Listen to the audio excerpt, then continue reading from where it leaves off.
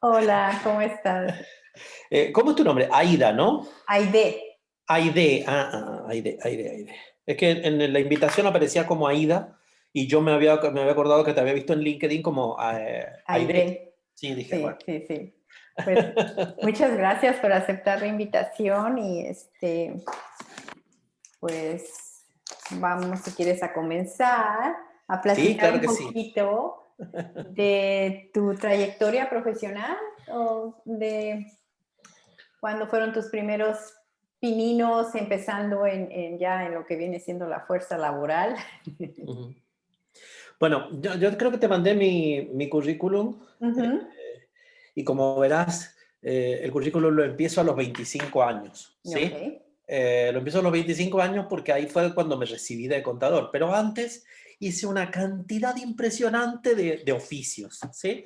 Fui vendedor en un santuario, llevaba contabilidades pequeñas, así en forma individual, tuve un negocio de logística de fotocopias en la universidad, o sea, fue un montón de cosas, pero cuando empezó el ejercicio profesional en sí, ahí es donde yo digo, bueno, acá empieza lo bueno, acá empieza lo grande, y acá empieza una carrera, ¿sí?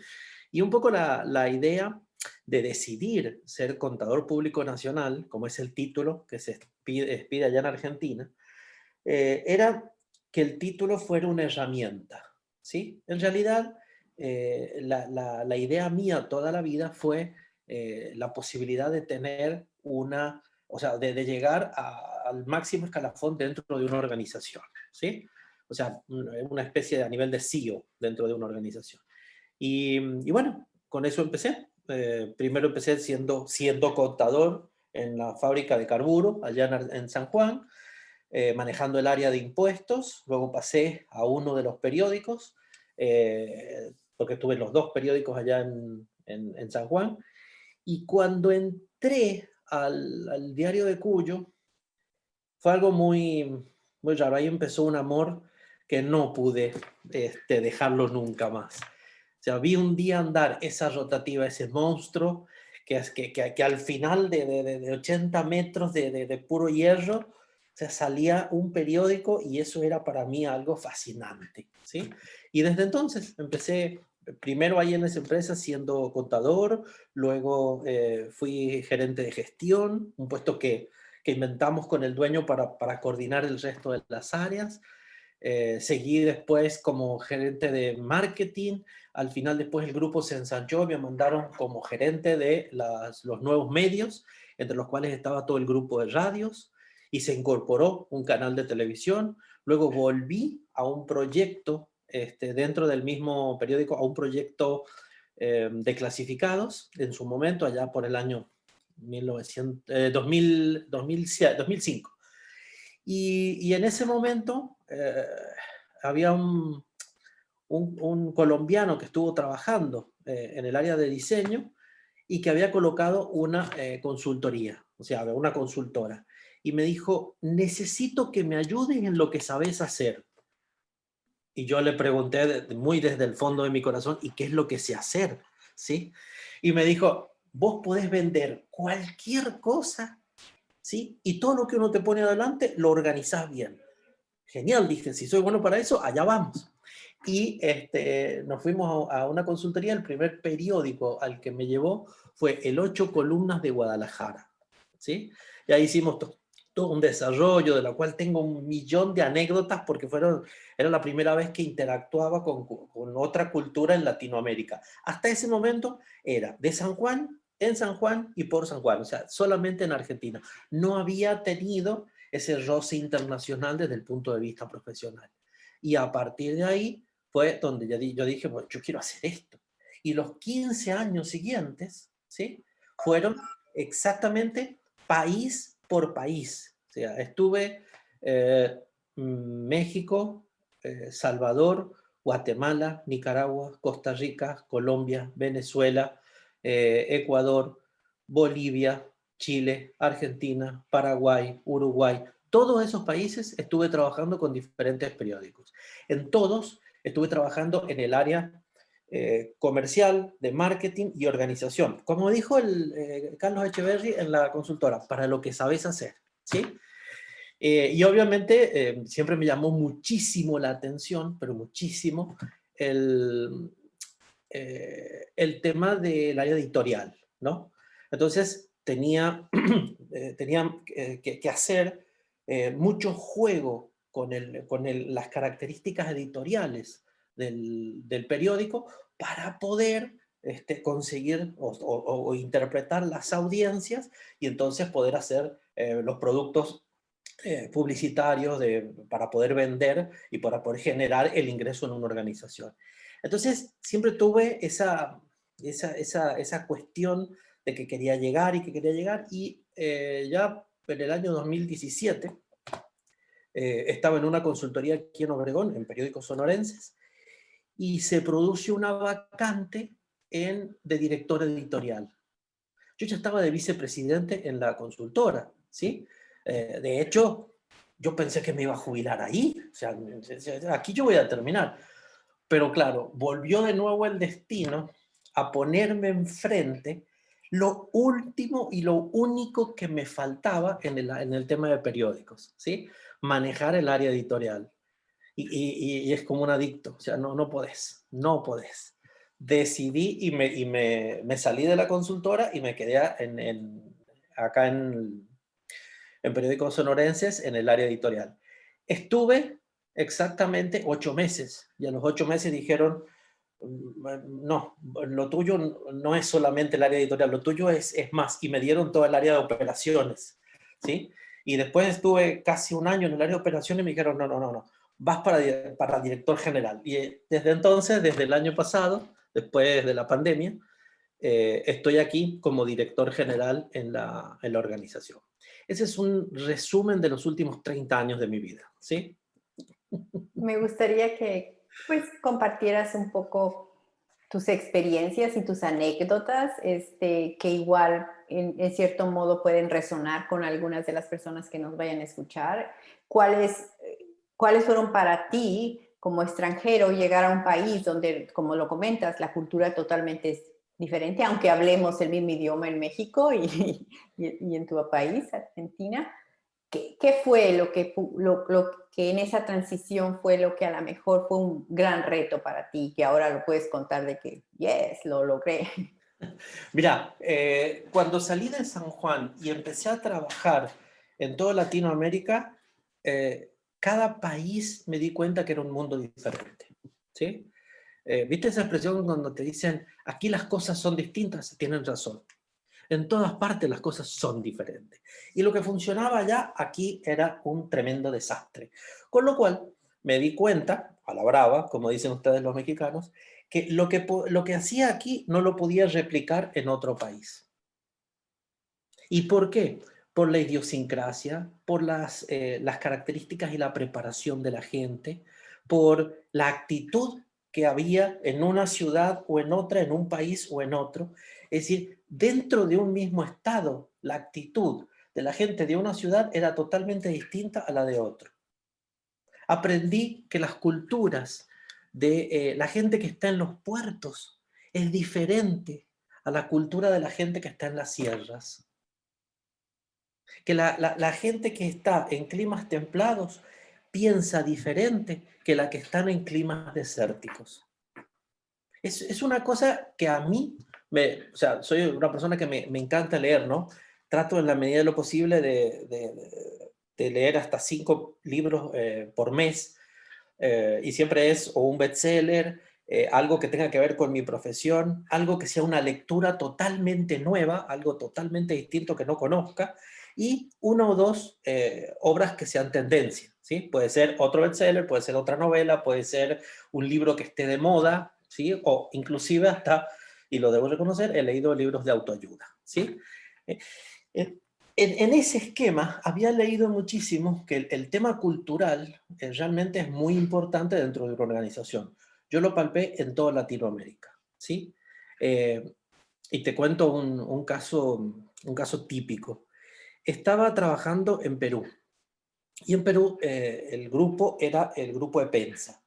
Epensa tenía 15 periódicos en todo el país, o sea, 15 ediciones diferentes. Tenía periódicos desde la última ciudad que está limítrofe con Ecuador, hasta la ciudad más al sur que tiene el país, que se llama Tacna, que está lindando con Chile. Todo el Espinel, sierra, mar, desierto, todo, en todas partes había periódicos. En esa empresa, armar una cultura organizacional me costó casi 3 años, porque lo que pensaba el piurano en el norte era totalmente diferente a lo que pensaba el arequipeño en el sur. Armar la misma política comercial de cross-selling, de upselling, de inteligencia de negocios, tenía que utilizar un discurso totalmente diferente en Trujillo que el que utilicé en Huancayo a 3.800 metros de altura. Ese fue uno de los desafíos más grandes, de tratar el mismo manual de procedimiento, contarlo en 15 versiones diferentes. Y claro, eso fue un entrenamiento que después me posibilitó a lo largo de toda Latinoamérica poder entender cómo funcionaba la mecánica. Entonces, lo que hacía siempre en las consultorías, cuando andaba, era entro, llego y primero escucho.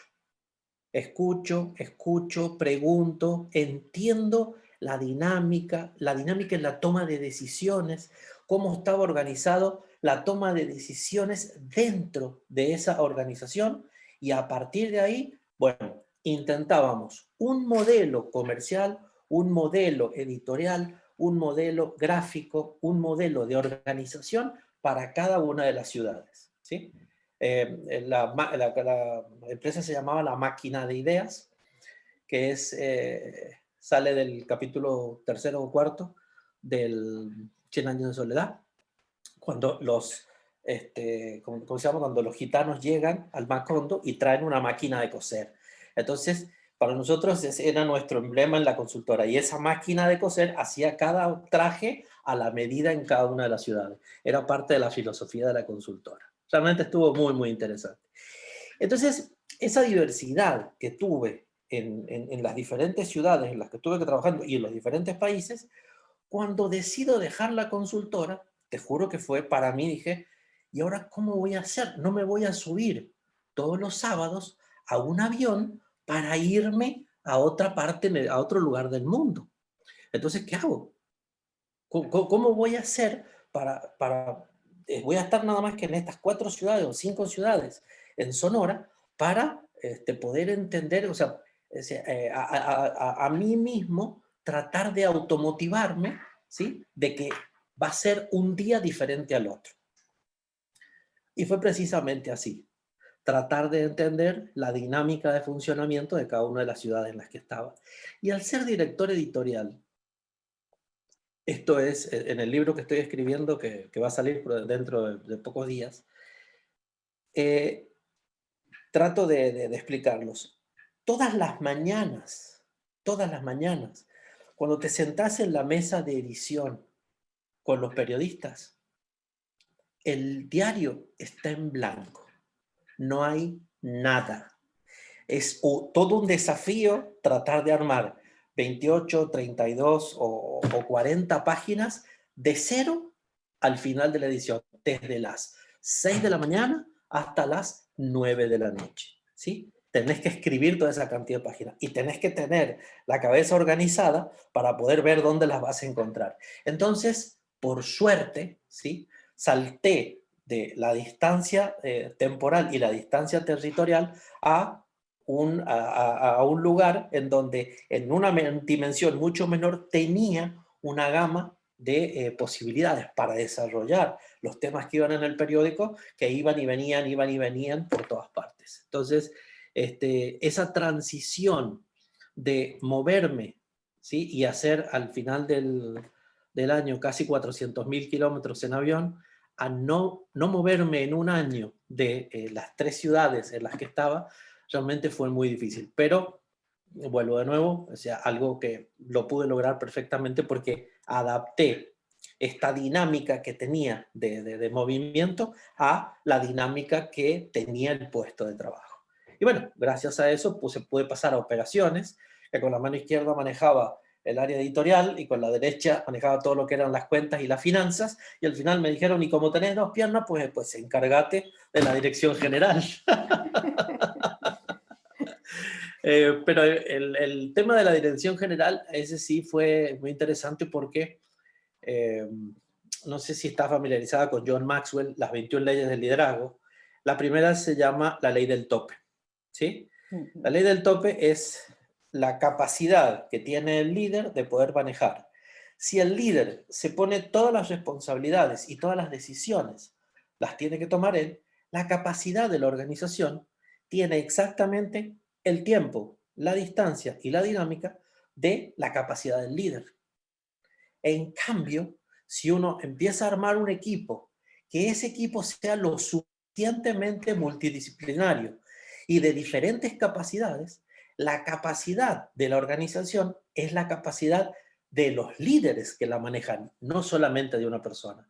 Entonces, cuando tomé la dirección de operaciones, comencé a hacer el mismo trabajo que había hecho con la redacción en este trabajo. Es decir, empezar a buscar un equipo multidisciplinario que pudiera abarcar la mayor cantidad de terrenos.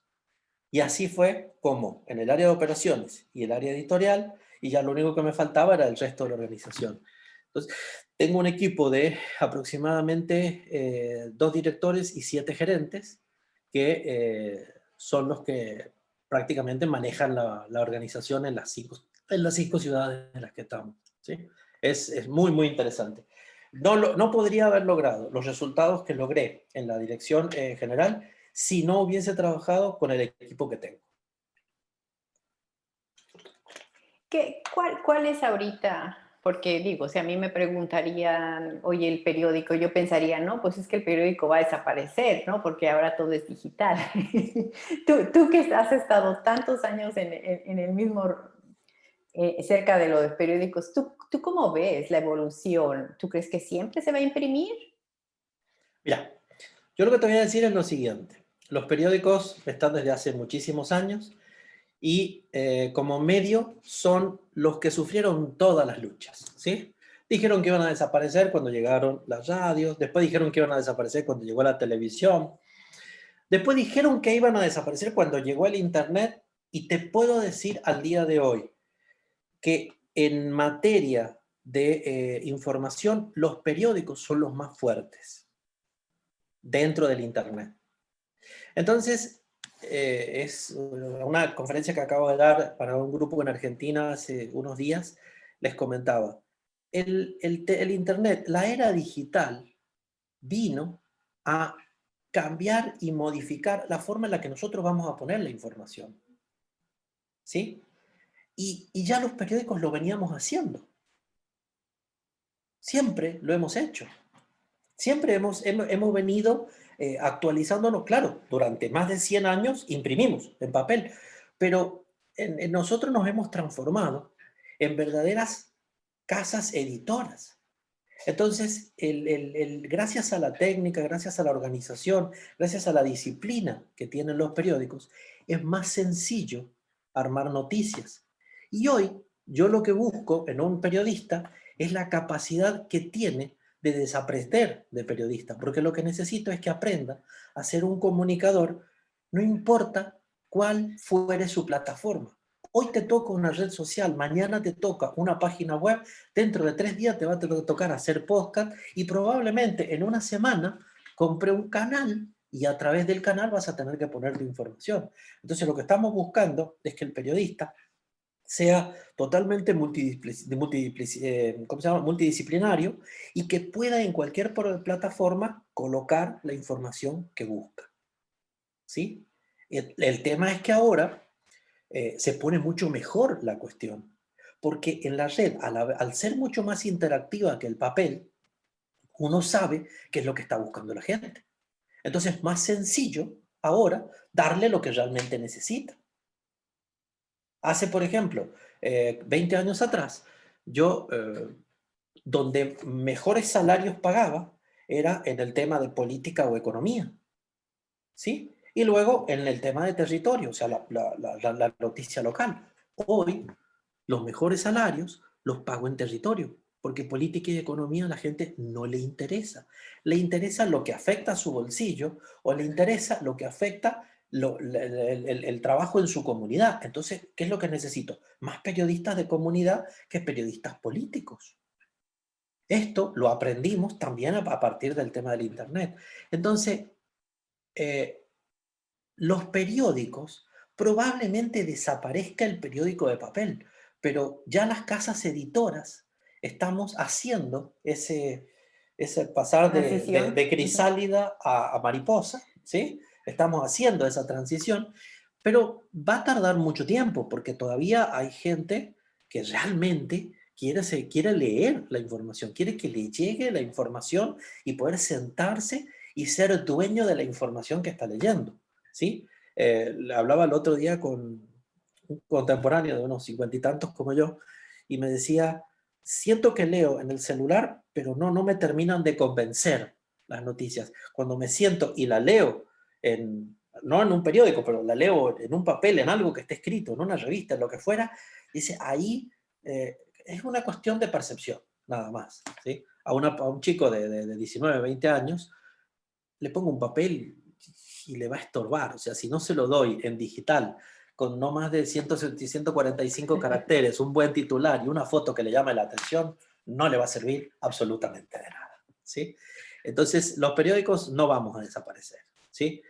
Va a desaparecer probablemente el papel, pero las casas editoras van a seguir siendo las mismas. De hecho, fíjate, este es uno de los grandes desafíos que yo tengo ahora, ¿sí? Que siendo de la generación X, de casi baby boomer soy, pero estoy ahí en el límite con la generación X, este, tengo que armar audiencias y tengo que armar esa audiencias ya para la generación pandemia o la generación de cristal.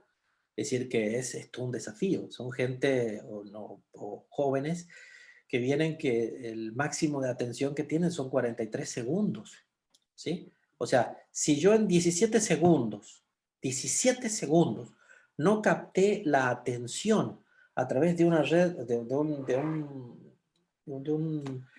un time de pantalla de por lo menos 3 4 scrolls, si en 17 segundos no puse algo que a él le interesara, se va, son 17 segundos.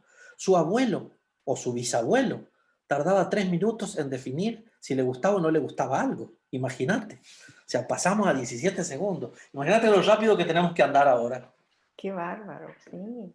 Exactamente, porque a mí me asombra. Mi hijo se la pasa viendo esto, aparte tiene el teléfono en TikTok y en eso dices tú, no, o sea, ¿cómo le hacen para, o sea, están bombardeándose de tanta información, no sé si les va a servir o no les va a servir. La cosa es como tú dices, necesitan algo que les llame la atención y se detengan esos segundos para que, ok.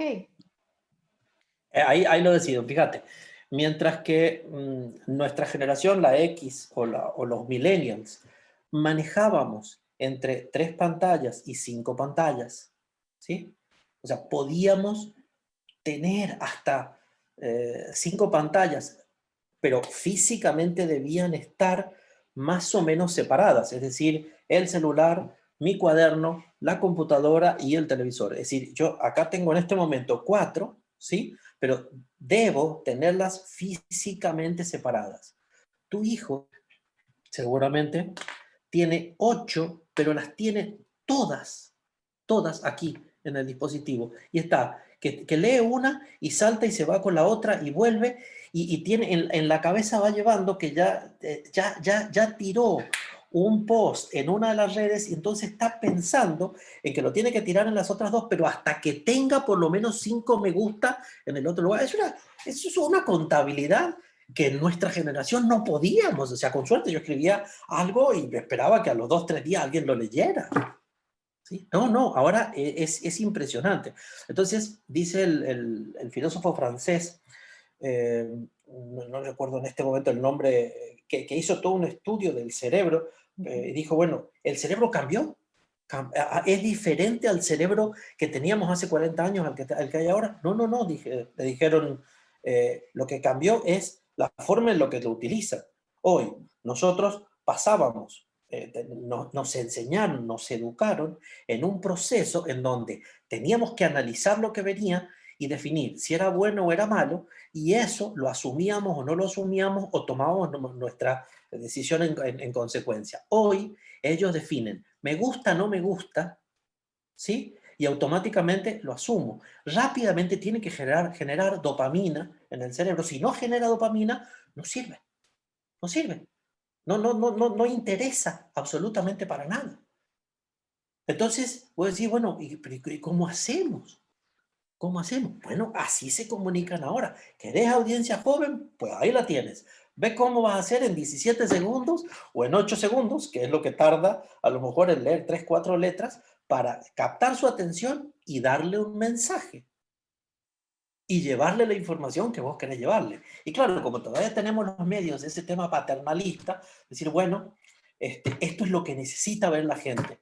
Bueno, ya la gente ve lo que quiere, ¿sí? Y como hay tanto, pues tenés que darle lo que necesita. Eso es todo, ¿sí? Pero es una dinámica muy buena. Ese es el desafío en el que estoy ahora. Sí, es lo que te iba a preguntar, o sea, que tienes mucha experiencia, pero me imagino que de todos modos cada día tienes desafíos que ciertas corrientes te traen y tienes que adaptarte o leer, como qué bueno que lees mucho, porque digo, es que es tanto bombardeo de ideas nuevas que a veces tú te pones a pensar, oh, ya, o sea, ya, lo que quiero es nada más sentarme y poder respirar o no sé qué decir, pero es tanta la información y luego lo que pasa también muchas veces, y me pasa a mí, voy a compartir, es de que es tanta información afuera que muchas veces sientes que no estás utilizando tu tiempo eficientemente y dices tú, es que yo debería de estar haciendo más cosas porque sientes de que se está moviendo todo tan rápido que a lo mejor no vas a tener la suficiente capacidad de estar al día, ¿sí me explico? Como que no sé si eso pase, pero o sea, solo me pase a mí. Aida, te voy a contar una experiencia que he tenido hace unos días, sobre todo con los dueños de la organización, que son la gente del consejo a la que yo le tengo que rendir cuentas. Mientras la dinámica a nivel de periodistas o de la calle es una cosa que vuela, o sea, va cambiando permanentemente y va cambiando minuto a minuto. Las empresas manejadas por los capitales como están ahora y todo lo demás, van más lentos y necesitan políticas y necesitan procedimientos, procesos, controles. Quiero que me presentes la estrategia. Entonces, te darás cuenta que presentar una estrategia digital hoy, yo lo que le puedo dar son las bases de una estrategia. Ahora, la estrategia de contenido dentro del modelo digital, eso cambia como cambia la decisión de la gente. Entonces, uno de los dueños, 76 años, me dice, pero es que no me estás presentando una estrategia de contenido que yo sepa qué es lo que me voy a encontrar. Si le presento esto, mañana la tengo que cambiar, le voy a tener que cambiar. Todas las mañanas le voy a tener que mandar la estrategia diferente. Es que no estás entendiendo, me dice, lo que es una estrategia. No, es que usted no entiende cómo cambia la estrategia ahora. Es impresionante. Entonces, lo que antes era que yo escribía algo y esperaba el otro día de ver, a ver La cómo, reacción. cómo, cómo llegó la reacción que hubo. Hoy la escribo y si en aproximadamente entre 18 y 23 minutos, yo ya no tengo los likes en una red social o no tengo las visitas en la página web, pues esa noticia ya sale de la primera plana de la página y empieza a formar parte de la parte histórica de la página y tengo que ir con otra cosa que realmente llame la atención. Antes el diario lo vendía entre las 5 de la mañana y las 9:30. Hoy lo vendo cada 17 minutos, ¿sí? Cuando hago los cortes, ¿sí? En el CMS para ver qué noticias están funcionando y qué noticias no. Hoy hacemos cierres en función de los horarios. Mm. Tengo cierres a las 6, a las 7, a las 9, a las 11, el cierre de las 13, el cierre de las 15, el cierre de las 17 y el cierre de las 19. ¿A qué horas duermes? No, no, no, es imposible, o sea, es imposible. Como te digo, durante el día voy leyendo, llego a mi casa, sigo leyendo, y el problema es que, como dijiste recién, o sea, es demasiada información. Entonces, el modelo de trabajo es, esto es lo que hay, esto es lo que tengo, esta es la decisión que tomo y empiezo a trabajar. En la marcha, ves algo que está haciendo otro, que está funcionando diferente y todo lo demás, le pones un ojito, vos seguís haciendo lo tuyo, pero si aquello está funcionando, vamos, hay que cambiar. Cambiamos, ponemos, hacemos funcionar, reentrenamos de nuevo a la gente y seguís viendo lo otro. Entonces, estás en todo momento, o sea, tenés que estar atento a qué es lo que está sucediendo y cómo está sucediendo. Entonces, en ese punto, va a haber muchas veces que te vas a equivocar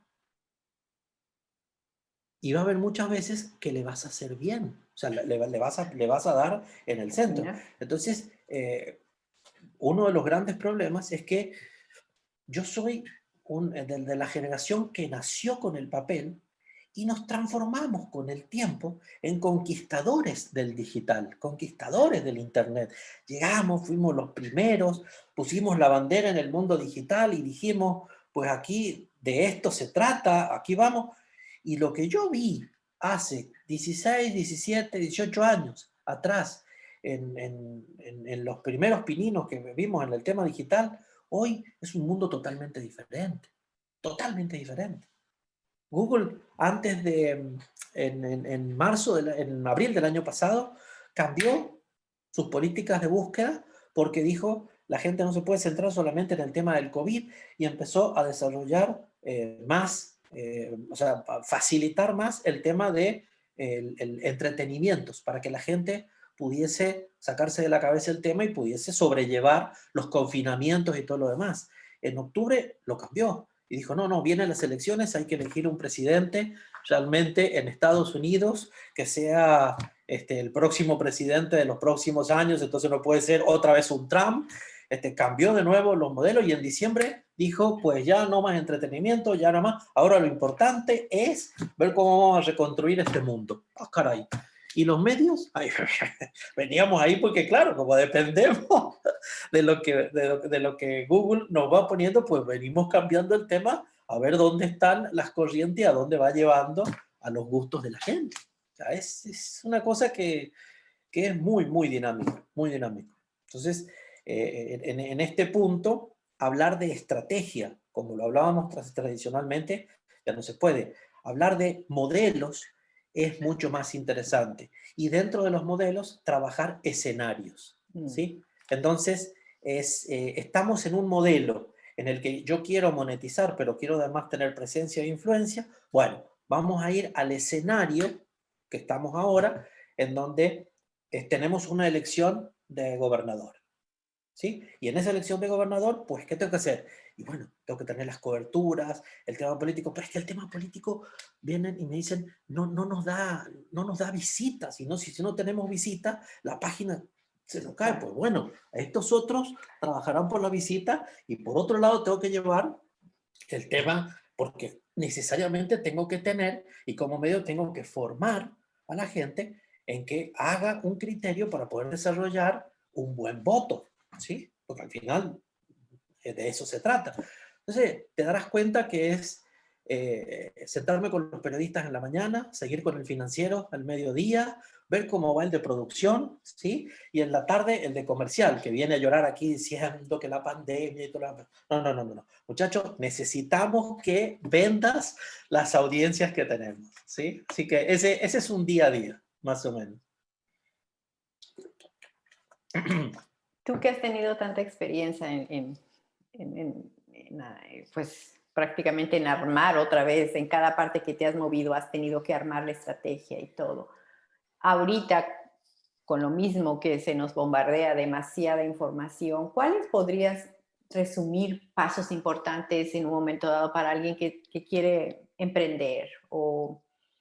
Porque me imagino que ha de haber más de una persona que dice, no, hombre, o sea, esto está complicadísimo, yo mejor ni le entro, ¿no?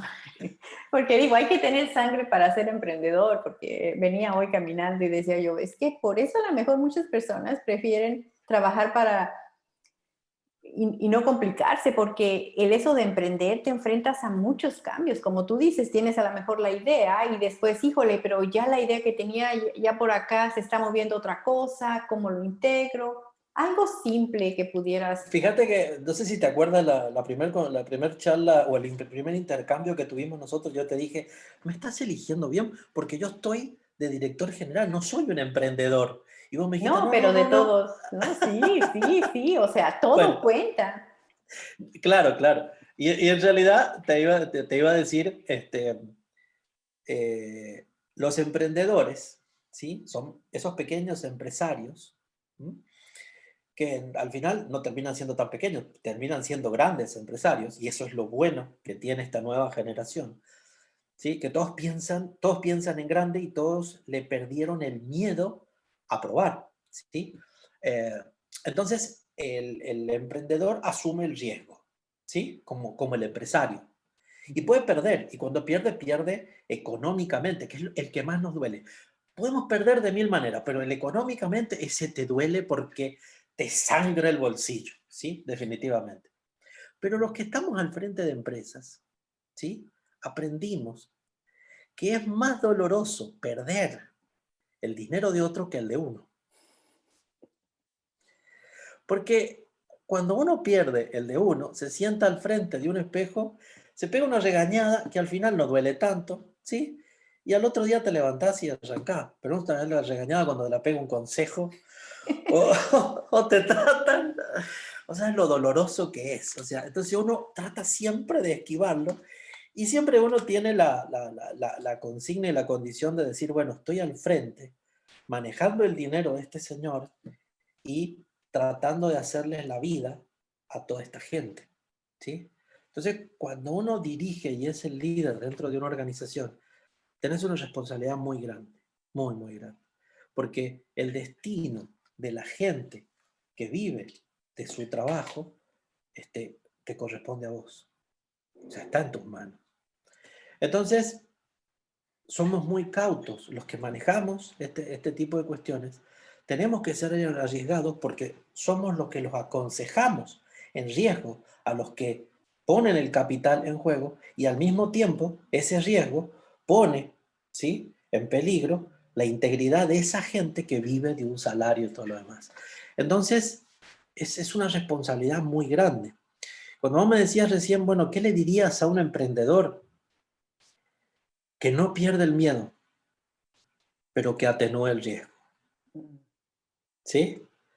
Porque hoy hay muchos espejismos, ¿sí? Por tanta información que hay, eh, se, se distorsiona mucho la realidad de los negocios, ¿sí? Entonces, vos tenés que ir a algo que verdaderamente sea eh, lo, lo suficientemente claro y creíble como para poder encararlo como negocio, ¿sí? Hace, yo me empecé aquí, después de andar por toda Latinoamérica en el 2018, en agosto, y el dueño se sentó conmigo y me dijo, bueno, necesito que esta empresa la llevemos al próximo siglo, porque todavía estamos en el siglo pasado. Imagínate la responsabilidad, Aida. Aide. Es un tema muy, muy grande que me cayó sobre la espalda y una empresa que en los últimos 4 o 5 años había perdido sistemáticamente dinero. Pero claro, los periódicos no se deciden perderlos de la noche a la mañana, porque el periódico trae otros beneficios, ¿no? Es decir, esos beneficios para los grupos económicos, que es que tener una voz para poder ser escuchados. Entonces, bueno, pero esa gente no quiere perder toda la vida. Entonces, decir, bueno, te doy cuánto necesitas, 1 año, 2 años, para esto hacerlo un negocio. Entonces, ahí es donde uno dice, bueno, ¿qué hago? ¿Me voy a la segura o empiezo a arriesgar? Y en esta organización que no era una organización digital, hoy ya tiene 4 páginas web, tiene 8 redes sociales, tiene un desarrollo de productos digitales tan grande como los productos de papel. El martes de la semana que viene, lanzo otro periódico en la ciudad de Hermosillo, de papel, pero al mismo tiempo tiene sus redes sociales, tiene su página web y tiene, o sea, llevas con las dos manos, vas llevando los dos mundos, el digital y el analógico todavía, porque hay audiencia para los dos. Y al final, como medios, los que nosotros buscamos son audiencias. Entonces, volviendo de nuevo a esa pregunta, es decir, ¿cuáles serían los consejos? Asuman el riesgo, tomen el riesgo, porque de eso se trata, pero contrólense y traten de meterlo dentro de un parámetro a ese riesgo que puedan levantarse y que no los termine matando en el intento. Te digo esto porque cuando fui la última vez a San Juan, los emprendedores de allá me pidieron que les diera una charla a un grupo de jóvenes. Y los jóvenes, con toda la impertinencia que la juventud tiene, que es algo fantástico, o sea, preguntaban como si conocieran absolutamente todo el mundo, ¿no? Entonces, uno de ellos me decía, porque yo estoy en el negocio de colocarme una financiera. Y le dije, ¿ya evaluaste los riesgos de no cobrar? No, pero es que si yo presto, me devuelven y en el movimiento de, sí, flaco, pero una de las cosas por las cuales alguien pide dinero es porque le falta. Y tenés que analizar la causa de por qué le falta, ¿sí? Porque al que le prestes, después te tiene que devolver. Si ese no te devuelve, te frena la cadena. Y si te frena la cadena, el daño que te hace, porque vos ya no puedes prestar, es mucho más grande. Entonces tenés que evaluar, o sea, tenés que tener muy claro en tu negocio cómo vas a evaluar el riesgo. No, bueno, pero es que eso es lo de menos. No, le digo. Conozco a muchos banqueros que se fueron a la quiebra por ese tema. Entonces, claro, la experiencia, sobre todo cuando manejas una empresa de esta naturaleza, que tiene $1 millón de gastos todos los meses, vos decís, bueno, ¿de dónde saco ese $1 millón para ponerlo a funcionar? Tengo que vender, tengo que cobrar, tengo que ahorrar, tengo que mantener el flujo para los tiempos de baja. Entonces, ese tema es el que tienen que entender los emprendedores porque se les hace muy sencillo. Muchos de estos chicos, ¿sí? Nuevos, que yo los veo que están desarrollando un negocio y todo lo demás, todavía no salen de sus casas. Es decir, que el presupuesto familiar lo sigue manejando su mamá y su papá. ¿Me entiendes? Sí. Entonces, y yo lo veía y decía, pero si hay algo que me encanta de la juventud es esa impertinencia que tienen para realmente enfrentarse. Y claro, si les va bien, mientras más grande es el riesgo, mejor es el negocio si sale bien. Ahora, mientras más grande es el riesgo, si el negocio no sale bien, la caída es sumamente dolorosa, sumamente dolorosa. Oh, qué padre, qué padre que compartes todo esto, porque sí, realmente sí son muy buenos porque se sienten tan seguros de que sí, le hacemos así y te lo platican perfecto todo su plan, pero oye, pero ni siquiera sabes lo que es pagar una renta. Ajá. Uno que lo tengo muy cerca, mi yerno, ¿sí? Ujú. Me voy a poner un negocio de descartables. Está genial, le digo. Aparte es un negocio que está, pero viento en popa. A los 2 meses, no, estoy muy mal porque necesitaba un capital muy grande para colocar mercadería en el mercado. Le digo, bueno, trabaja al revés. Le digo, sacrifica utilidad para generar ese capital, ¿sí? Que necesitas y poder asentar el producto en el mercado. Y luego empezar a trabajar en un proceso de recuperación. Busca socios intermedios. ¿Y eso cómo es? Y le digo, en vez de tener vendedores, busca distribuidores. Que tu distribuidor también ponga capital, es decir, asuma parte de esa inversión en materia prima que vos necesitas para poder generar luego esa cadena. Entonces, dividís tu capital de inversión en el capital de ellos. Sí dicen, pero eso ya no voy a ganar la misma utilidad. Bueno, de eso se tratan los negocios, que la cadena también gane. Y el riesgo lo dividís. Lo hizo así y le empezó a ir muy bien. Entonces, con el tiempo, no, entonces yo creo que tengo que volver de nuevo al otro. No, seguir por donde va. No lo hizo, dejó los distribuidores, siguió con los vendedores y volvió a caer. Y ya hace 2 meses me dijo, no, voy a tener que volver de nuevo al modelo de distribuidor. O sea, es sentido común, muchacho. ¿Algo más que quieras compartir antes de irnos? Este, bueno, primero, darte las gracias, ¿sí? Muchas de nada. Siempre tengo contacto con universidades, con profesores de orientación vocacional, que quieren que dé este tipo de charlas y esas cuestiones, pero me sorprendió muchísimo que me buscaras. Espero que te haya servido de Claro algo, que sí, es ¿sí? información Y magnífica. quedo a tu merced por si Gracias. necesitas algo más o quieres que hagamos otro movimiento de estos en algún momento en el futuro. ¿Sí? Ok, yo siempre termino mis pláticas pidiéndole a mis invitados que me compartan algún refrán o algún pensamiento que los haya marcado en alguna etapa de la vida o que uses todos los días. Mira, cuando mi hija cumplió 15 años, le escribí un libro, ¿sí? El libro está en ISU, es digital, está en digital, pero está también escrito en papel. Le cuento a mi hija en ese libro cómo fue mi vida a través de refranes o dichos. Mira, ¿Sí? El libro se llama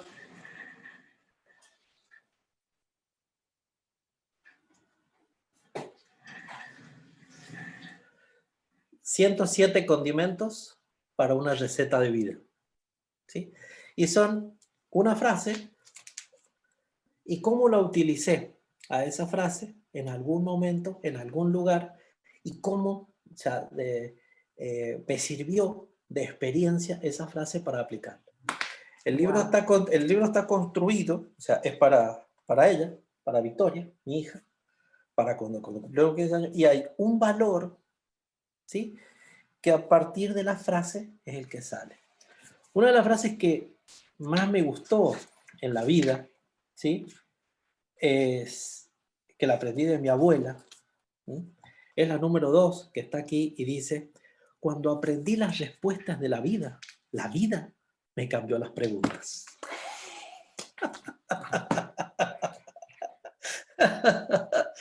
Y de eso se trata. Es decir, cómo sobrevivir en este mundo a los cambios que hay en este momento. perfecto. Muchísimas gracias, Sergio. Muchísimas gracias. Y seguimos en contacto. Me dio gusto conectar y vamos a seguir conectados. Y ya que estás en los Sonoras, unas coyotitas, unos frijolitos fritos. ¡Oh! Yo no sabía qué tan ricos son los frijoles, que guisaditos que hacen. Oh. Hace varios años fui a visitar a unos primos allá en Hermosillo. Ajá. Y me dieron en el desayuno los frijolitos. Entonces, ¿qué les ponen? ¿Qué cosa tan más rica?